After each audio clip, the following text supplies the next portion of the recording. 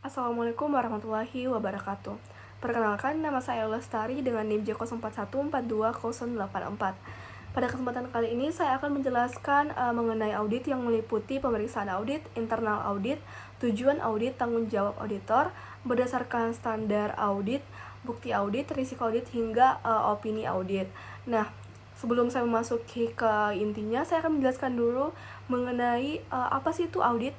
Nah, audit merupakan hal yang sangat penting dalam dunia akuntansi karena laporan keuangan itu yang dibuat oleh perusahaan tidak selalu bebas dari kesalahan atau fraud atau kecurangan.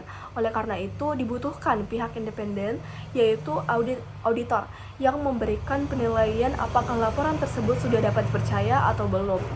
Melalui presentasi ini, saya akan menjelaskan bagaimana proses audit dilakukan, apa saja tanggung jawab audit, serta bagaimana auditor mengambil keputusan dalam memberikan opini terhadap laporan keuangan.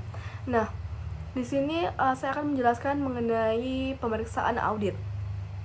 Nah, apa sih pemeriksaan audit itu? Pemeriksaan audit adalah proses yang dilakukan secara sistematis untuk menilai kewajaran laporan keuangan. Auditor itu tidak hanya memeriksa angka, tapi juga memahami proses bisnis di balik angka tersebut. Apakah ada salah gitu. Nah, makanya auditor itu memeriksa apakah angka yang diberikan dalam laporan keuangan itu memang benar adanya atau adanya kecurangan gitu. Nah, audit ini dilakukan karena adanya kemungkinan kesalahan atau fraud dalam laporan keuangan. Oleh karena itu, auditor bertugas untuk mengumpulkan bukti, mengevaluasi, serta menarik kesimpulan.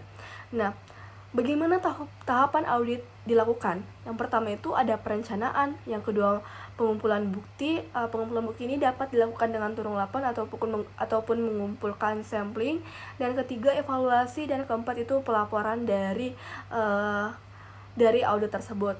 Nah, dalam dunia audit itu berbagai macam. Ada audit internal, yang dimana audit internal ini berasal dari perusahaan mereka sendiri. Jadi fungsinya itu mengevaluasi sistem pengendalian internal, mengawasi risiko, serta memberikan rekomendasi perbaikan takut ada salah-salah dalam melakukan laporan keuangan. Nah, internal audit ini membantu manajemen dalam meningkatkan efisiensi dan mencegah masalah sejak awal.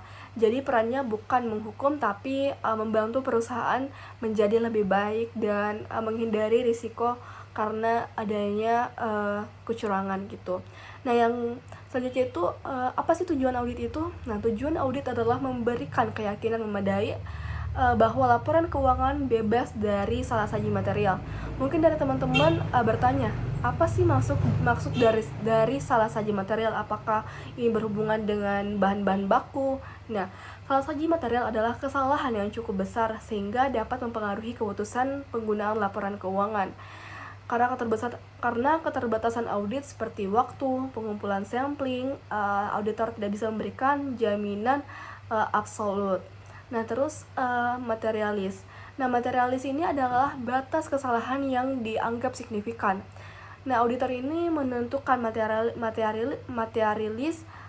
materialitas untuk menentukan fokus audit, menentukan jumlah sampel, dan juga menilai hasil audit.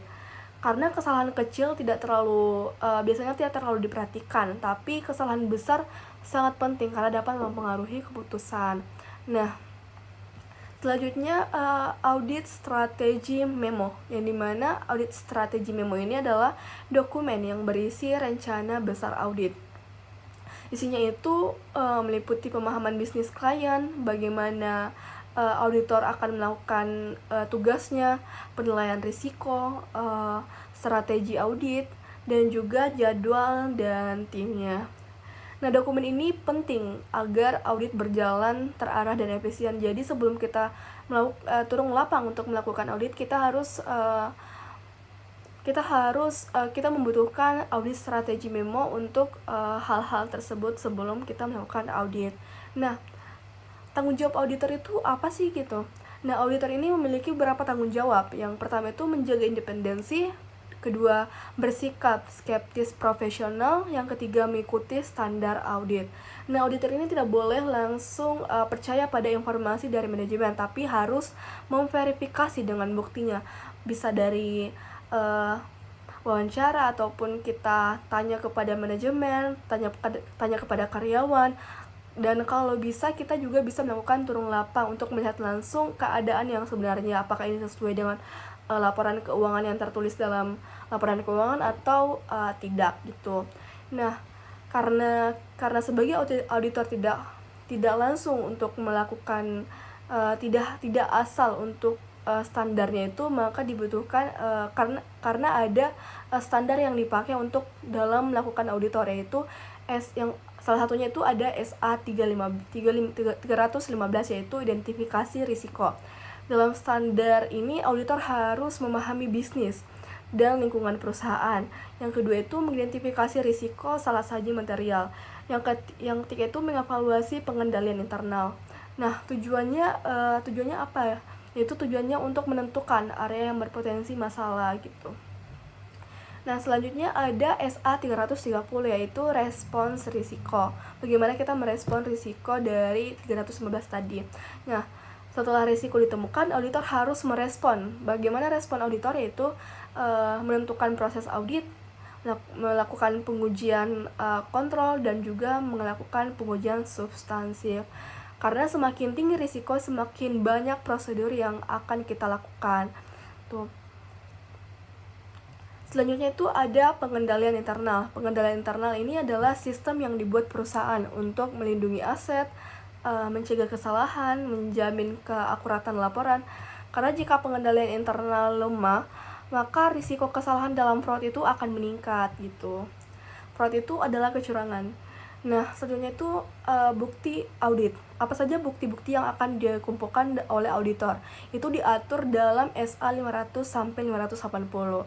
Nah, bukti auditor adalah dasar dari kesimpulan auditor. Itu buktinya itu harus cukup jumlahnya, tepat, dan kualitasnya. Jenis buktinya itu ada berbagai macam. Salah satunya ada dokumen, terus ada konfirmasi tadi itu yang tadi untuk konfirmasi ke manajemen. Terus ada observasi dan juga perhitungan ulang dalam laporan keuangan yang disajikan oleh perusahaan.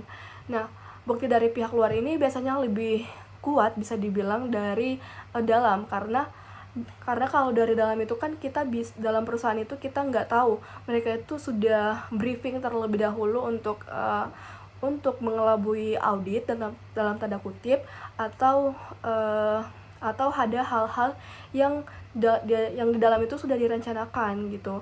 Karena informasi dari luar itu lebih akurat. Nah, risiko audit adalah kemungkinan auditor untuk memberikan opini yang salah. Rumusnya itu audit risk sama dengan inherent risk kali control risk kali detection risk. Nah, karena jika risiko tinggi, auditor harus meningkatkan pengujian.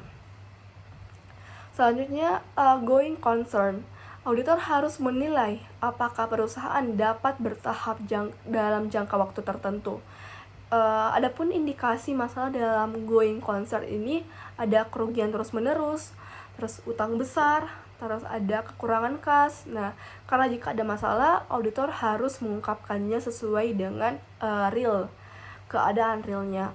Nah, terus ada beberapa opini yang nantinya itu auditor bakal ungkapkan, yaitu jenis opininya itu wajar tanpa pengecualian, wajar dengan pengecualian, tidak wajar, dan juga disclaimer. Nah, karena opini ini sangat penting karena mempengaruhi kepercayaan penggunaan laporan keuangan.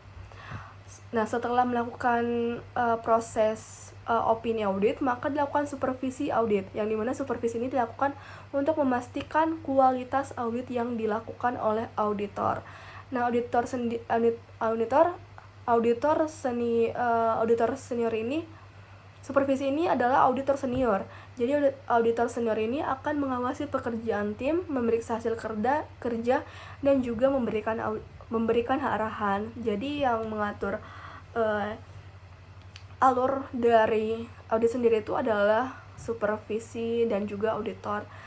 Terus ada perencanaan audit. Jadi sebelum melakukan audit itu kita harus merencanakan terlebih dahulu bagaimana proses dari audit yang dilakukan. Itu kita ungkapkan kepada manajemen perusahaan untuk supaya mereka tahu bagaimana proses yang akan kita lakukan, dan apa-apa yang kita butuhkan gitu. Nah, perencanaan audit ini sangat penting agar audit berjalan efektif. Auditor itu harus menyusun strategi audit, membuat laporan audit, program audit, dan juga menentukan jadwal dan tim. Karena tanpa perencanaan itu audit tidak efisien dan berisiko tinggi. Nah, kesimpulan yang dapat kita ambil adalah audit adalah proses penting untuk memastikan laporan keuangan agar dapat dipercaya. Auditor bekerja dengan mengidentifikasi risiko, mengumpulkan bukti-bukti, dan juga memberikan opini. Nah, fokus utama audit ini adalah salah saji material, sehingga auditor ini lebih fokus pada kesalahan yang bisa dibilang berdampak besar daripada fokus pada pada kesalahan yang kecil.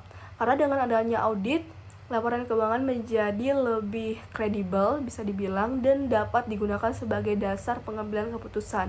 Ini dapat menguntungkan juga dalam perusahaan untuk melihat dan mengambil keputusan. Baik, mungkin cukup sekian yang dapat saya sampaikan. Mohon maaf apabila banyak salah kata dan banyak kekurangannya. Saya tutup dengan ucapan terima kasih. Wabillahi taufiq wal hidayah. Wassalamualaikum warahmatullahi wabarakatuh.